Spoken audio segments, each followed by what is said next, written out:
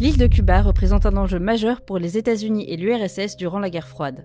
Cuba est dirigé par Fidel Castro depuis la révolution de 1959 et est soutenu par l'URSS. Le problème reste le positionnement de cette île, qui se situe à moins de 200 km des États-Unis, ce qui la transforme en menace potentielle pour le président John Kennedy.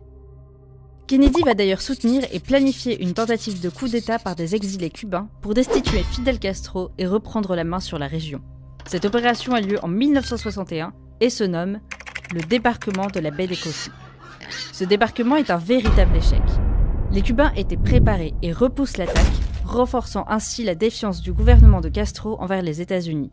Cette opération ne fait donc que renforcer les liens entre Cuba et l'Union soviétique.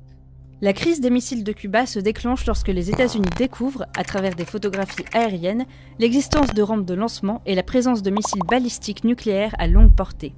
Ceux-ci peuvent atteindre très rapidement les côtes floridiennes et les principales villes américaines, ce qui menace directement la sécurité des États-Unis. La situation est inacceptable pour John Kennedy, qui impose un blocus naval autour de Cuba pour empêcher l'arrivée de nouveaux missiles et exige publiquement le retrait de l'armement déjà présent sur l'île. Cette situation crée une tension diplomatique extrême. Le monde entier retient son souffle. Après 13 jours de bras de fer diplomatiques, une solution est trouvée. Nikita Khrouchtchev annonce sur Radio Moscou le démantèlement des sites de missiles en échange d'une garantie des États-Unis de ne pas envahir l'île de Cuba, ainsi que le retrait des missiles américains basés en Turquie.